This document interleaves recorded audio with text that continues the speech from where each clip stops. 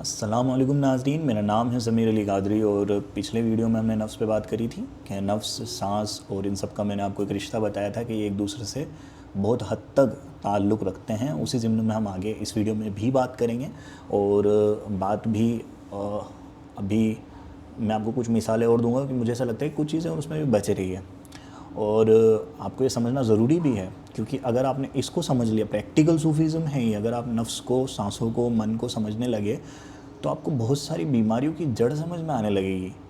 क्योंकि सांस मन से जुड़ी है, सांसों से, ठीक है, पूरी बॉडी जुड़ी है। अगर सांस इम्बैलेंस्ड है, बॉडी इम्बैलेंस्ड हो जाएगी। अगर आप गौर से इस चीज़ को देखें तो जब आप घबराते हैं तो आपकी सांसें बहुत तेज़ हो जाएगी। जब आप निहायत सुकून में होंगे आपकी सांसें बहुत कम हो जाएगी। जब आप निहायत एंग्जाइटी में होंगे आपके ख़यालात बहुत ज़्यादा आएंगे, क्योंकि आपकी सांसें बहुत ज़्यादा है और आपकी दिल की धड़कन बहुत तेज़ हो जाएगी। ठीक है, जिन लोगों को दिल की धड़कन की प्रॉब्लम है, यानी वो बहुत तेज़ चलती है, वो ये बताते हैं कि उस वक्त उनको एंग्जाइटी होने लग जाती है। एंग्जाइटी का मतलब क्या है? एंग्जाइटी का मतलब ही यही है कि ख़यालात दिमाग में फासिद आते हैं, यानी गलत ख़यालात आने लगते हैं, यानी एक डर बना रहता है, मर ना जाऊँ, कुछ हो ना जाए, ये वो, इस तरह की एंग्जाइटी आपके दिमाग में बनी रहती है।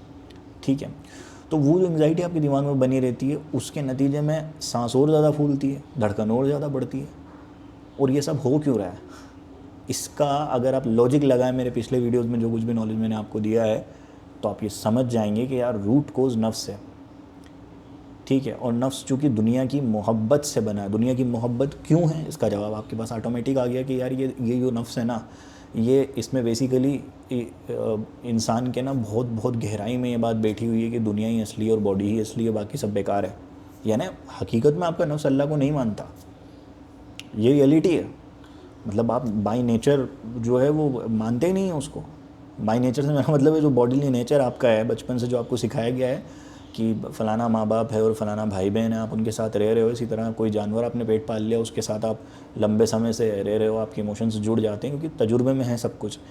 बदकिस्मती से आपको मज़हब सिर्फ़ और सिर्फ किताबों में बताया गया, वो आपने पढ़ लिया, वो आपने कभी तजुर्बे में किया ही नहीं है। तो वो तजुर्बे में ना आने की वजह से आपके तहत शऊर में, यानी आपकी बहुत गहराइयों में, आपके वजूद की गहराइयों में अल्लाह नहीं है।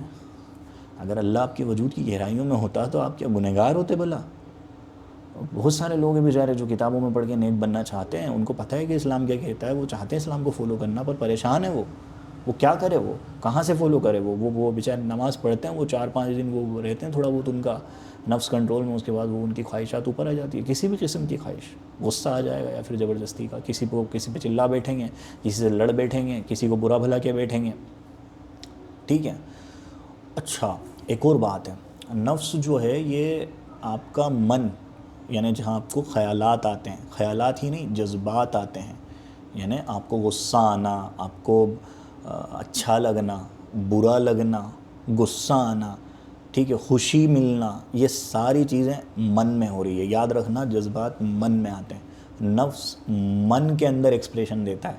यानी हमें मन से पता चलेगा कि हमारा नफ्स क्या है, क्योंकि वो कोशिश करता है मन के अंदर आने की। नफ्स पूरी कोशिश करता है मन को गवर्न करने की, क्योंकि मन को अगर नफ्स गवर्न करेगा, यानी माइंड को अगर नफ्स गवर्न करेगा, जहन को आपके, तो जहन में जितने भी ख्यालात आ रहे हैं, ठीक है, वो बॉडी को गवर्न कर रहे हैं। यानी मेरी बात को आप गौर से सुनिएगा, क्योंकि अब हम थोड़ा सा प्रैक्टिकल जाने में कोशिश कर रहा हूँ, स्लो जाओ यार। अगर कुछ रह जाएगा तो मैं अगले वाले वीडियोज़ में उसको कवर अप करूँगा, पर आप मुझे बहुत गौर से सुनते रहें कि जहन में ख़यालात आते हैं, नफ्स को ख़यालात के ऊपर कंट्रोल करना ही है, क्योंकि वो चाहता है कि ख़याल का इज़हार करे, उसकी जो ख्वाहिश है वो बताए। ठीक है, क्योंकि उसको लगता है कि दुनिया ही सब कुछ है, प्लेजर ही सब कुछ है, डिसीजन मेकिंग करो अब फटाफट की, जल्दी से जल्दी जो है वो, मतलब मेरा सब कुछ अच्छा हो। तो वो मन के अंदर एंग्जाइटी डालेगा अगर वो चीज़ नहीं हो रही है तो।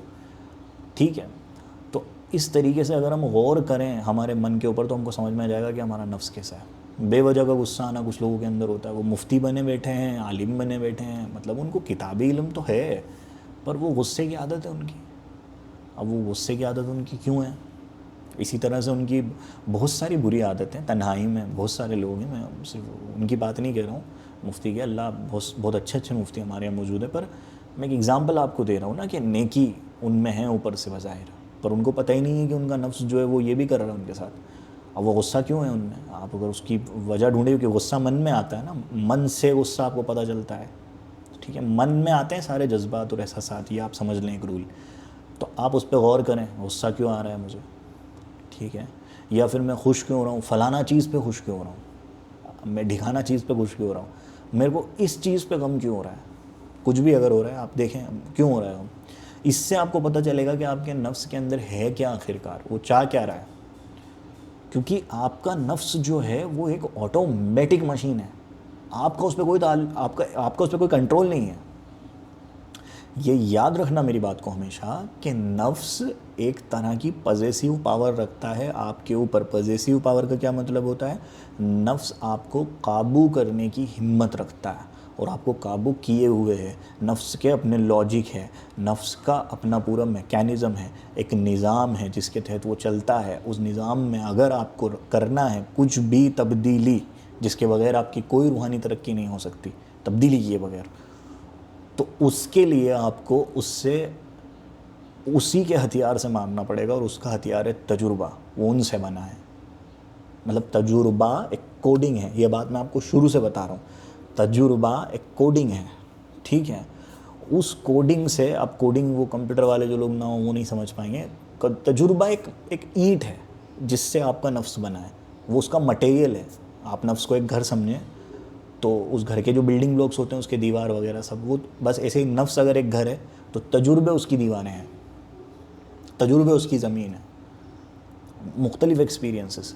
इसीलिए आप देखेंगे जो 40+ हैं, 50+ हैं जो लोग हैं, आप देखेंगे उनके नफ्स बहुत हद तक, मतलब मेजॉरिटी में आप देखेंगे, पूरी तरह तो नहीं है, पर उनके नफ्स में कुछ हद तक शांति है, उनकी तबीयत में शांति होती है। वो इतने एक्साइटेड नहीं होते इतनी जल्दी, इतने जवान लोग होते हैं, क्योंकि उन्होंने दुनिया भी उतनी नहीं देखी ना। 20s वालों ने, मतलब कुछ लोगों ने देखी भी है, और बहुत से 40s वाले ऐसे इनके नफ्स अच्छे नहीं हैं, पर मेजॉरिटी अगर आप उनकी देखें तो वो कोई वलीउल्लाह तो नहीं है, पर बहुत हद तक दुनियावी नॉलेज उनको अच्छा है, क्योंकि उनके नफ्स ने देखा है चीज़ों को। वो एक्साइटेड इतनी जल्दी नहीं होते, आप उनको देखेंगे कि वो बिल्कुल ऐसे मरने नहीं लगते छोटी छोटी सी चीज़ों के पीछे, ठीक है ना।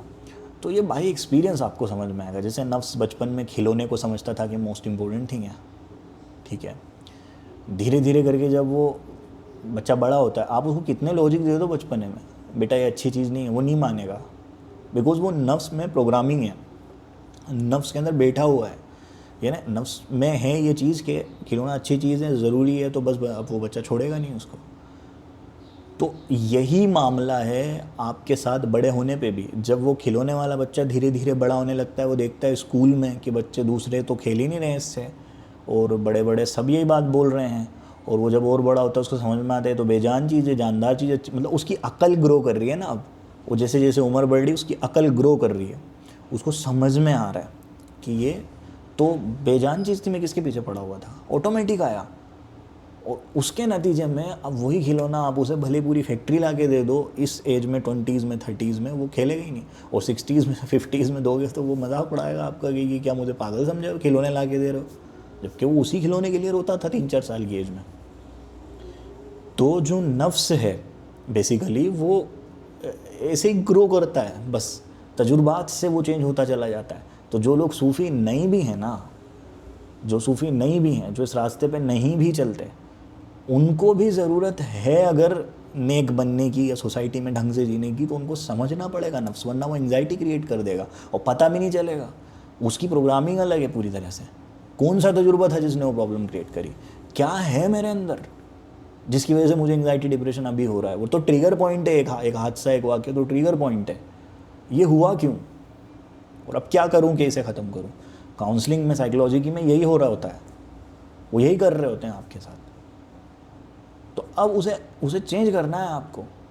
अब कैसे करोगे आप, ये सवाल मैं आपसे भी पूछ रहा हूँ। आप खुद सोचोगे, वो तजुर्बों से बना है। अब मुझे या तो मेडिटेट में विजुलाइज करना होगा, तजुर्बा प्रोड्यूस करती है ना मेडिटेशन, आप कंसंट्रेशन करें अच्छे से, ठीक है। तो धीरे धीरे करके आपको मतलब अच्छा एक रूल और है कि जब आप गहरी नींद में जाते हैं और अवेयर रहते हैं ना, तो नफ्स बहुत सारी चीज़ें बाहर लाने लगता है। अगर आप कोशिश करें पूछने की अपने तहत शऊर से, तो आपकी रूह से, आपके वजूद से कि यार मुझे बताओ मेरे अंदर क्या प्रॉब्लम है, तो वो जिसको हम हिप्नोसिस बोल रहे होते हैं आज की इस्तिलाह में, वो होने लगता है, आपको दिखने लगता है कि यार आपके साथ क्या प्रॉब्लम हुई थी। वो हिप्नोसिस में यही कह रहे होते हैं ना, तुम थोड़ा और पीछे जाओ और इमेजिन करो, आपको सुला के और इमेजिन करो कि तुम और पीछे जा रहे हो पिछली उम्र में, और फिर आखिरकार वो आपसे पूछ लेते हैं कि ये इससे जुड़ा हुआ कोई वाक़या है क्या, फ़लाना जो बीमारी है। फिर वो वाक़या मिलता है, फिर वो वाक़या जब आप देख लेते हो तो नफ्स की रीप्रोग्रामिंग हो जाती है। उसको कैथारसिस बोलते हैं। कैथारसिस का मतलब है ना, वो एंग्जाइटी डिप्रेशन ख़त्म हो जाएगी। अब कुछ हो गया, मतलब पता चल गया नफ्स को कि यार अरे ये गलती है। उसको ऐसे पता नहीं चलता आपके कहने से, ऐसे तो बहुत लंबा समय लगेगा उसको। तो ये एक चीज़ है। तो अब इसके लिए हमें वज़ाइफ की ज़रूरत पड़ती है, इसके लिए हमें मुराक़बे की ज़रूरत पड़ती है। अब इस पर आप गौर करें अपनी ज़िंदगी में, दिन भर ख़ुद को देखें आप क्या कर रहे हो, आपको समझ में आएगा कि आप नफ्सी हो। More than 99% of the time आप नफ्स ही हो रहे होते हो। तो नफ्स होना बुरी बात नहीं है, गंदा होना नफ्स का ये बुरी बात है।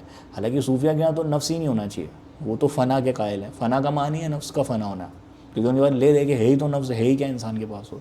नफ्स नहीं होगा इंसान ही नहीं होगा, रियलिटी यही है। यानी इंसान का वजूद जो है वो उसके भ्रम पे ही कायम है, उसी की वजह से सब कुछ हो रहा है। अगर वो बदल गया तो सब बदल गया। तो वीडियो काफ़ी लंबा हो गया। इंशाल्लाह मैं और आपको इसकी और मिसालें दूंगा कि आप डे टू डे लाइफ में कैसे अवेयर होंगे इससे और आप इसको कैसे देख पाएंगे। उसके बाद हम आएंगे कि इसको कंट्रोल कैसे करना है। वैसे देखने से भी कंट्रोल हो जाता है। अल्लाह हाफ़िज़।